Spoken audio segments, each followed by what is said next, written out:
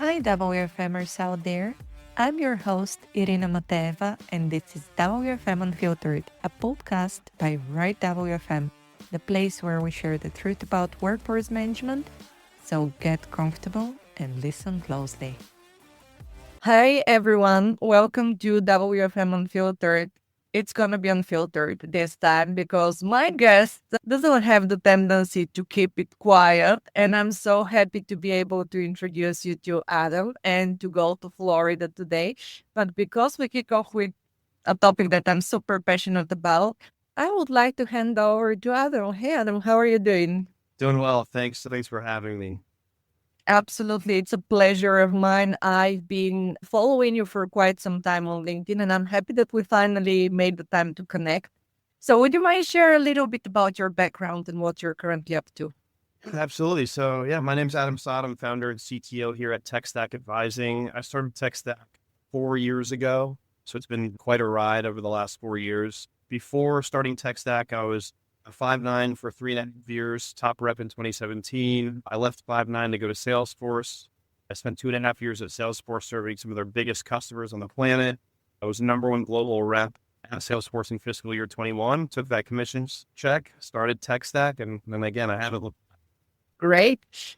Do you want to share something about a new journey that you have been going on for some months now? Yeah, Something. yeah, absolutely. Yeah, a couple months ago, I started a podcast called Scaling Out Loud. It's for those who are less interested about contact center and more interested about just business and entrepreneurship. I think, we all have access to content from Jeff Bezos and Elon Musk, but they're so far ahead of all of us that it's irrelevant. And so what I'm striving to do is put out content that is relevant to people who are just starting their business, thinking of starting a business, growing from 1 to 5 million, 5 million to 10. We haven't grown past 10 million, so I can't talk about what life looks like after 10 million. But under 10 million, we could.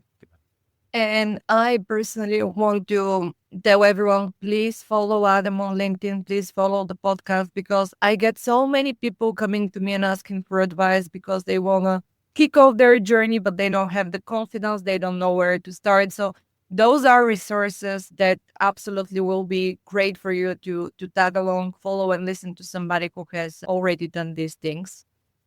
And with having all that said, let's do a full circle and start talking about something that it feels like you have some experience about, and this is implementations.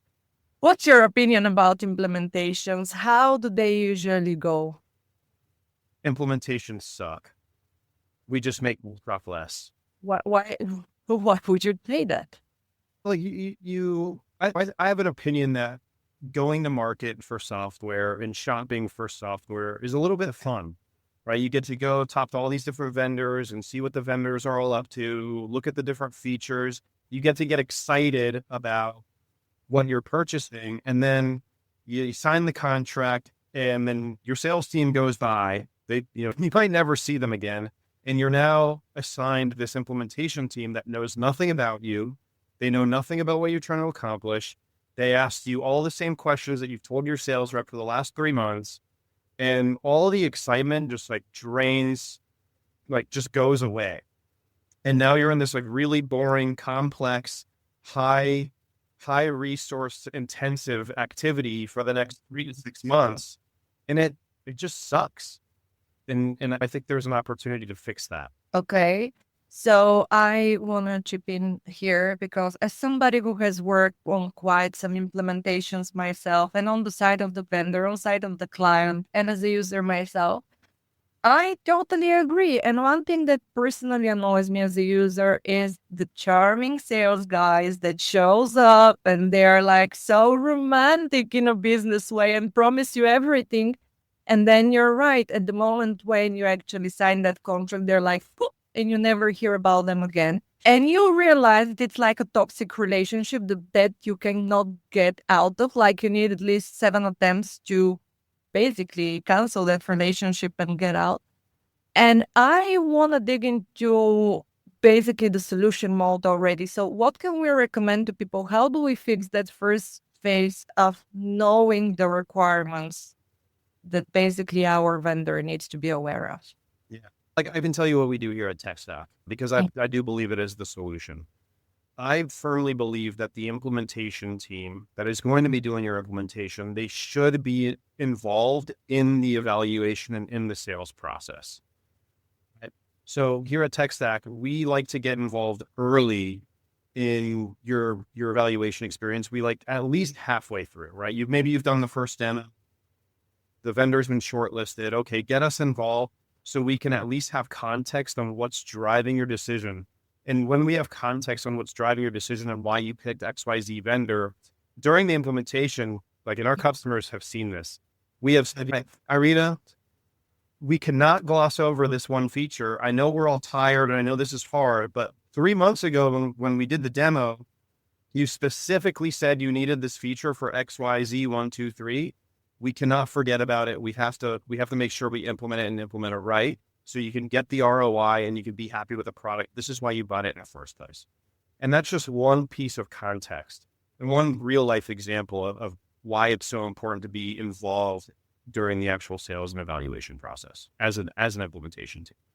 But what happens if the vendor themselves do not involve you and they just pass on that client on to you after the sale? Because this is the case in many, many places. And personally, I'm still struggling with that. And I'm sorry, Adam. I do hope that right now, having you here, you can prove us all wrong and you can actually share some tips and tricks, because in a lot of the cases, implementation partners sometimes suck as well because they don't know what they're doing and they're just trying to scheme around and not being transparent with what the software can and can't do, because they're trying to make the vendor happy to retain business, and they're doing whatever they can, but they're not honest. So what do you do in case of the vendor implementation partner relationship is? Yeah.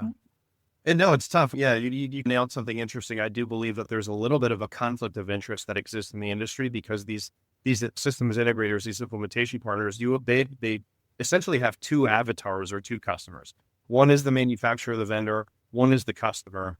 And the way that we've solved it here at TechStack is by really aligning with our core values. Number one, trust. Number two, customer success. Number three, velocity. And we simply just say no to opportunities where we can't deliver on our core values to the customer. We are so customer centric, customer success, again, being our second core value. So if a vendor brings us in at the very last minute, we have no context. We don't know if we can be successful. And if we don't know for a fact that we can be wildly successful, the answer is we're just not interested in the business. And we're in a unique position where we can do that because we have no debt. We have no investors. We bootstrap this. We're highly profitable. We are growing responsibly, and we're picking and choosing the clients we want to work with because, again, we only want to put ourselves in a position where our customers can be wildly successful. I want to stop you here with turning business down, and it's okay if you want me to edit this after the recording, but I'm going to mention something on our conversation previous time before we kicked off the recording. And you said that part of your vision or strategy is to maybe limit the vendors that you're currently focused on and working with. And this is a huge irritation of mine when I see implementation partners that are trying to work with everyone, and then they end up having consultants that are not proficient or really knowledgeable about pretty much anything. They know bits and pieces here and there. So I want to hear more about this aspect. Yeah, absolutely. From a business strategy perspective, the definition of focus, in my opinion, is the elimination of alternatives. Right. So you will only be focused if you eliminate alternative options. And so what we're trying to do is focus on our core partners. We have about 3 of them that we're highly focused on. And quite frankly, we're not supply constrained on the amount of partners that want to work with us. I could spend my whole day talking to partners that pitch us on why we should work with them. I don't need more. We're in search of customers, not suppliers and partners. And then you already said it. I mean, that's business strategy. And then from a customer strategy perspective and delivering on our core value of customer success, you simply cannot be an expert by definition if you open up your trench coat and have 400 products that you are a quote unquote expert on. It simply cannot be done, right? Even the biggest companies in the world have expertise and focus on their products. They don't sell or support everything on planet Earth. It simply doesn't make sense. So like when I tell my customers, or when I talk to my customers, say, hey, you know what, if you're looking for somebody that can help you with cybersecurity and network connectivity and telecom, and CRM and all these things, look somewhere else. But if you want a boutique white glove partner that is the best at contact center on planet Earth, that's going to be me. And if you need a recommendation for somebody else to help you build your network, I have friends. You need WFM expert? I got a friend I'm talking to right now that I can point you to. Okay, so I want to dig in deeper into this one because I really, really like your philosophy and your strategy about focus. But currently, what's happening in quite a lot of, especially global customers, and in their head is, okay, we want to actually unify our process. We want to unify ways of working across all our locations, and we're going to go into a single system that does everything. Unfortunately, the reality is that when you go to different locations, when you go to different teams, to culture, to setups, sometimes a certain functionality that works in location A does nothing for location B. And you quickly realize that that unification and that a single system or a single source might not necessarily bring as much value as you think. So don't you think there might be a little bit of risk if you focus on something there and you're missing opportunity to work with somebody that can be aiding that kind of a missing component? Yeah, I think this is like, yeah, if I'm understanding the question right, this is a platform versus point solution discussion. Yeah. And what I'll say to this is, it's not about choosing the best. It's about choosing what's right for you. Sure. Like the analogy I'll use is like food. Everyone has a preference on their favorite food. And because maybe you like seafood and I like steak, it doesn't mean either of us are wrong. It's just differing opinions on what is best for us. And if you have an organization that likes the platform and they believe that that's good for them for whatever reason, maybe it's a commercial benefit, maybe it's an overhead benefit, maybe it's an IT debt benefit, good. That's your preference, and I can guide you towards the best platform possible. But if you're alternatively a point solution organization and you want the best of breed point solutions, that's also cool with me, right? You're just going to have risks in commercial and maybe technical debt, maybe shadow IT, maybe the results of the actual the best of breed point solutions will make up for that. So to me, it's a preference. I don't know that there's a right or wrong answer, as long as you know the pros and cons and you can manage the pros and cons. That's great. I also like the analogy. Okay, I'm going to bring you back to the implementation that you make suck less because I really, really like that. It reminds me of Adam Grant that was saying something similar about jobs. I don't, No, but I do like his books. yes. So, you know what? One of the things that how do I put it? It's the most challenging in implementations for what I have seen is the level of preparation from client side because you can have the best process in place and you know your stuff and you know the activities and you do as much possible to prepare the client. Once you kick in that implementation, there is business as usual. People start being insecure. They're less confident. They want sometimes often, and I'm speaking about WFM here, for example, they're trying to replicate their current ways of working in the solution that they have invested in. And then we're ending up people fighting the change itself or not wanting to adopt the solution or being insecure if this is going to affect their jobs in a negative way. And it spiraled down and it becomes that snowball bullshit effect. So what's your experience with that and how do we solve that? Yeah, it's hard, right? It's a challenge that I think everyone faces, the change management. We talked about how resource draining these implementations are on both sides. Number one, like one of the things, because we're involved in the evaluation and sales process, we can constantly prepare the customer for what's going to happen. And we take our own notes. So a lot of the requirements we're gathering during the actual evaluation process before the customer even knows that we're scoping this thing. When I look at the most successful implementations we've done, the customer has an assigned project manager, right? Mm-hmm. So after having done a couple dozen implementations, it's actually now a requirement is we will only do the implementation with you is it if you as the customer assign a project manager on your side to this project, right? It can't be some business product owner. It can't be a business user. It can't be somebody at IT. An actual project manager needs to be assigned. And then from the change management perspective, again, it's challenging. What we like to do with our customers is we like to do, especially on these, everyone has a tight timeline. We like to do a concept called MVP plus one, right? So what is the actual, and what's your minimum viable product that you need to deliver to the business to make them happy? And then what's plus one feature that we can add on top that would move the needle from a business KPI perspective? And so like we recently did one with a credit union, an MVP plus one, the plus one was actually workforce management. Another one was, we did it with a healthcare organization. The plus one for them was auto QA because they had all these people in quality QA listening to phone calls. And so the hypothesis was, okay, if we can do the MVP plus auto QA, then we can reduce headcount or repurpose those people in other parts of the business. And that repurpose of human capital budget, we can fund other projects within the context in order to do phase 2, phase 3, phase 4. Right. So we do a lot of MVP plus one. I really like that approach. I'm not sure I have heard that anywhere else. So I really appreciate also the tip of adding a project manager, because this is definitely something that's a huge issue when you go into implementations. The thing that how do I put it, want to drill down a bit is when you're putting those success criteria in the start, a lot of the times, even the customers themselves don't necessarily have something very articulate in their heads what they want to achieve. They know they want to have a new technology for whatever reasons. Licenses expired, or I don't know, they have new functionalities, or whatever their reason is. But sometimes even the best technology, again, if not adopted correctly, it will bounce back and they're not going to be happy with the solution, or they're not going to use the solution properly.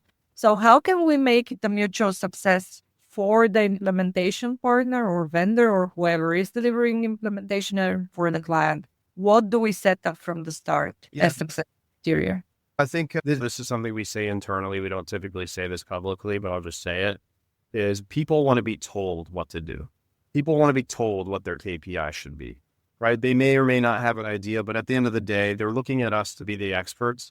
And if we're going to claim to be A player experts, then we should have a point of view or an opinion on what their KPI should be if they don't know them. And so the big KPI for us that we usually assign to our projects on behalf of our customers is either customer lifetime value on like inbound customer service or customer acquisition costs on the sales side, right? Because if you talk to any CFO, they do care about LTV to CAC ratio, and you're constantly trying to increase your customer lifetime value or decrease your CAC or both. And the contact center has a big role to play in that. And so if we can push those levers on LTV to CAC ratio and all the components that go in there, then we will all be wildly successful, and we can make our customers, our stakeholders, look like heroes to the CFO, the CIO, the CEO. And that's all we're trying to do is make everyone else a hero. Again, there's so much knowledge and so much great tips that you're sharing right now. And I keep on reflecting while I'm listening to you to what I have experienced. And you're exactly right. People go into those conversations and they're expecting you to tell them, okay, why don't we focus on this or put this, and this is going to lead to that and that. But I also have heard a lot of times from customers, hold on, who are you to tell me what do I need? This is why we're paying you the money, and you just basically need to deliver what I want from you. And a lot of times what they want to be delivered or the way that they want the system to work is wrong. I'm sorry. How the system is supposed to be used. And that's the tricky part for us. So how do you work with that? Yeah, I think we do a really good job of building credibility and trust during the evaluation process, right? This continues to come back to being and participating in the vendor selection and evaluation process.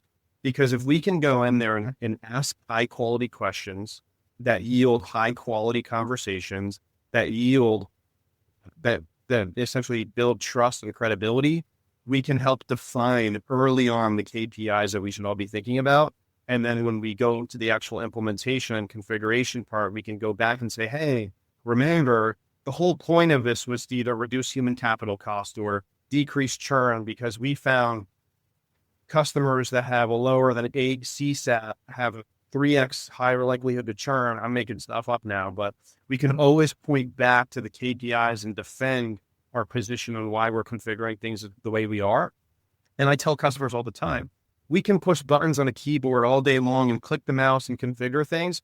But if we don't move your KPIs, then it's pointless. And if you just want some like a mindless robot to just configure this for you, go offshore, go somewhere else. These people will charge you $50 an hour. We're $350 an hour for a reason. We are a white glove, high value company, and we can only back that up if we help move your KPIs. While I'm listening to you, I'm noticing that you're referring quite a lot and you're always going back to the beginning and you're speaking a lot about spending enough time and asking a lot of qualifying questions and stuff. And I can say from my experience that this is spot on because most vendors, implementation partners, whoever, they're interested in the sale. They are interested in the big bucks. So I always think as an end user, and what I'm seeing that quite a lot of times you're speaking to the sales guys and they're talking to you and then they're bringing the implementation consultants or the onboarding consultants and they're like, yeah, the system can do that and can do this. And we absolutely can cover this. And they're throwing dust in your eyes. And then once the implementation kick in, you realize that those requirements, literally the core detailed requirements that you would need to configure your system appropriately are missing, and nobody actually spent time or attention to dig deep into understanding, can we actually apply that system? Would it work? How would it work? So one thing that for me it's a quite big differentiator in your philosophy is exactly going back to that discovery phase and qualifying and understanding what you're dealing with. And I find that this is the respectful thing to do for not only your business, but for the client themselves. And this is how you can basically show that you know what you're speaking about. So I don't know if you have that, but very easy for me when I'm talking to a vendor, I can probably within a couple of minutes say that they're full of shit. Like very easily, they're raising the red flags with just showing sheer arrogance, but knowing that there is no substance behind it. Yeah, we used to call that dance. So I was on the sales side, right? I've been part of these funny conversations where we call it dancing, right? You dance around the question. And I remember being at a couple lives ago, having to dance around the questions. And then I met with a product leader at one of our partners, and I asked them, I was like, hey, can your system show me agent occupancy out of the box? And this product leader started just going on this tirade, like just saying all these buzzwords and clicking around in the system. And I was like, whoa, wait, dude.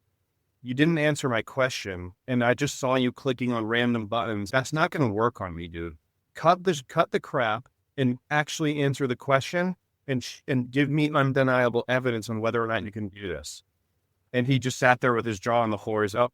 All right. The answer is no, we can't. And I'm like, okay, dude, that's okay. Just give me the straight answer. And I think, first of all, I'm not scared of confrontation. And I think a lot of people want to be nice and they're scared of being disliked. I'm not scared of being disliked. I think there's a difference between being nice and being kind. And I believe that the truth is kind. And so just tell me the truth and we can all be kind with each other. Right? I'm in the business of being a nice, wanting to be liked guy.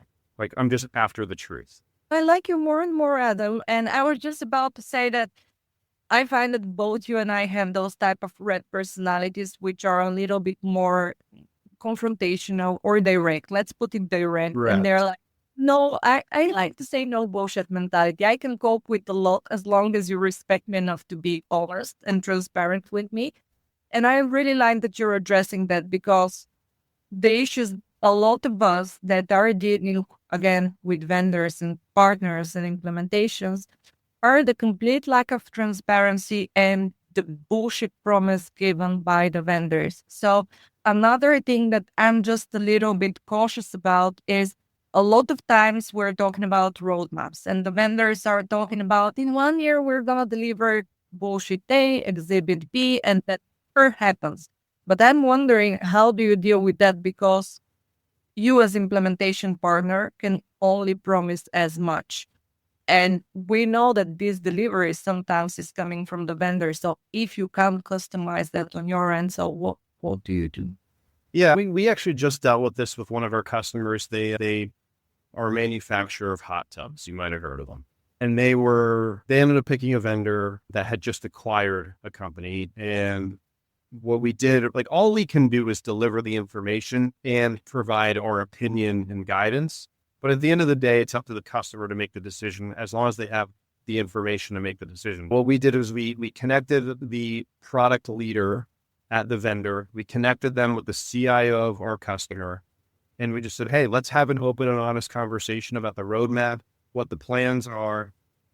Behind closed doors, me and the customer said, hey, you know what, let's just double, the vendor said a year. Let's just pretend it's 2 years. That's just my advice. Double the time and just plan for by taking 2 years instead of one. And this is what your life is going to be. And there are going to be challenges, and believe half of what they say and double the timeline. And if you're still cool with it, then you're cool with it. Right. And so that's all we can do is to connect the dots, deliver the information, give an opinion, under promise, over deliver. I know that's a lot of buzzwords, but we just went through this with our customer. But it's the truth, right? It's ultimately what you can do. I would much rather over deliver and under promise than the other way around. So I appreciate that you're saying that. So tell me, from a client perspective, what do they have to keep in mind when they're in those discussions with vendors and implementation partners? What do they have to, be prepared for or watch out for? Because we know it's a struggle on the market, so everyone is fighting for that one customer. So this is why a lot of companies are over-promising. So how can they be prepared? Twice as long, twice as hard as they're telling you is probably a good way to just frame it. I have a fundamental belief, and this is my biggest challenge right now. My fundamental belief is that professional services pricing is completely broken.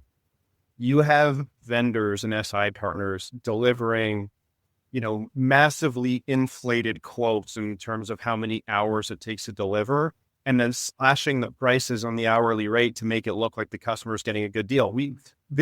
Last week, we just dealt with this. So we partnered with a particular vendor that quoted a customer 230 hours for a project.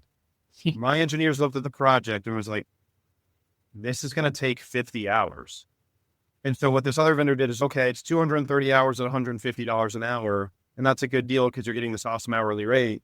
And we're like, no, it's actually going to take 50 hours, but our actual price is $350 because we have great engineers that are all experts. And the customer just said, thank you for just telling the truth. Like I knew it didn't take 230 hours. I couldn't imagine what they would be doing spending this time. And she was like, we're signing with you because at least you were honest, and you're probably too expensive, but at least you're honest about what it actually is going to take. And so this is a big struggle, I think, in the market is like the measuring stick of how we're measuring PS engagements is broken. And I'm on a mission to fix that. I'm not smiling, but inside I'm cheering for that because I totally agree with you. And one of my favorite things is when I'm talking to a vendor and they're telling me, okay, the price for the implementation is going to be X and we would need 5 weeks to deploy it and it's going to be a daily effort. I am hands-on experience specialist. I know exactly how much it would take. And I'm like, you're full of shit. At least charge me for your effort. Don't charge me for the hours because then you're insulting me, insulting my professionalism, knowing how much it's going to take. So actually, this is one thing that not a lot of customers that have dealt with are prepared to face. And I actually really appreciate that you're throwing this out there. So to everyone that's listening to us, please pay attention to the pricing and ask exactly what's involved with that. And actually, I would say that most times I potentially like working more with implementation partners or consulting companies that are building their business for that reason. They're fighting to build their business and they are paying much more effort for you and for your success than a huge company that basically is rotating their personnel all the time and it's just ending up like charging you for nothing. So before I let you go, Adam, I have one more question for you, and I'm going to try to throw you a bit off our path. I have an issue sometimes with engineers, boarding consultants, specialists, because oftentimes, there are people who do not have experience but are recruited with a title. They're given a lot of money and they're basically thought and they're learning on the expense of a client. So, how are you dealing with that? Does your people have experience? Yeah. Our lead engineer has 9 years of 5.9 implementation experience before we hired him. Another AI specialist is on one of the largest banks on planet Earth. We overpay for experience, and that's okay, right? Because exactly what you said, like my customer's not paying a $350 an hour rate for my people to learn. We only hire A players that have undeniable experience and evidence that they are who they say they are. And that's one of the reasons why we charge so much. And I'm going to put myself in a box. Maybe one day we'll start hiring junior engineers. But again, like the same as partners, there's no supply constraint on good engineers. We have 20 in my inbox knocking on my door but begging to work here.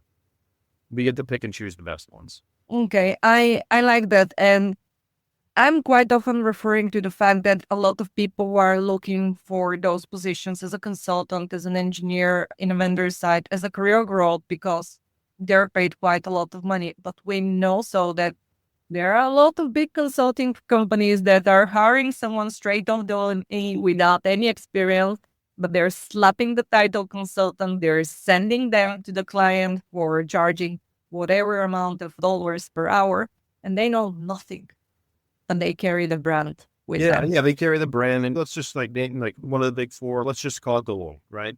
Like, I think it's undeniable that right. Am I not allowed to say that?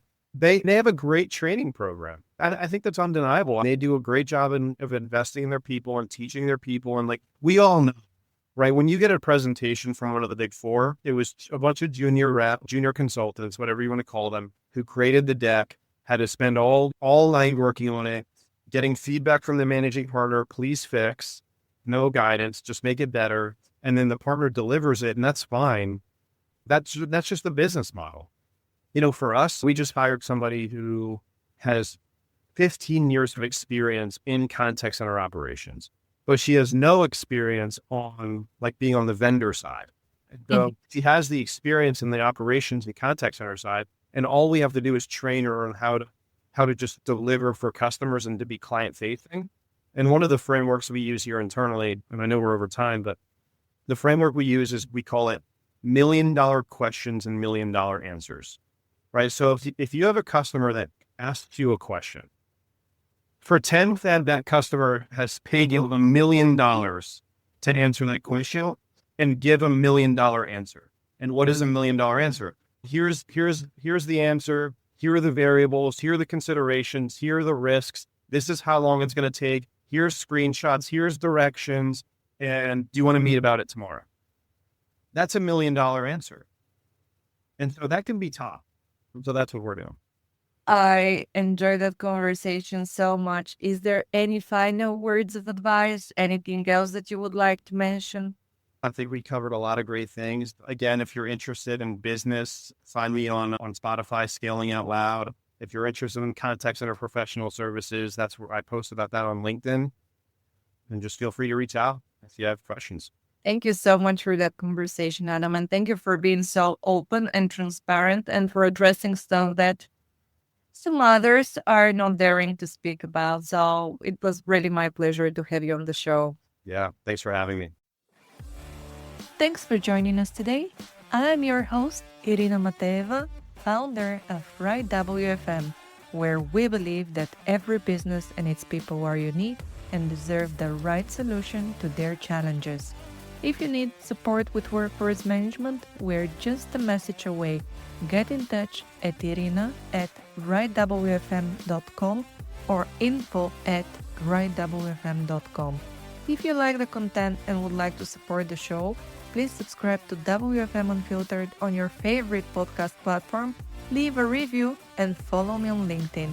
You can also show some love to our great sponsors. For more information about them, check out the episode notes. This is your place for real WFM. So to suggest guests or topics, get in touch at Irina at writewfm.com. See ya!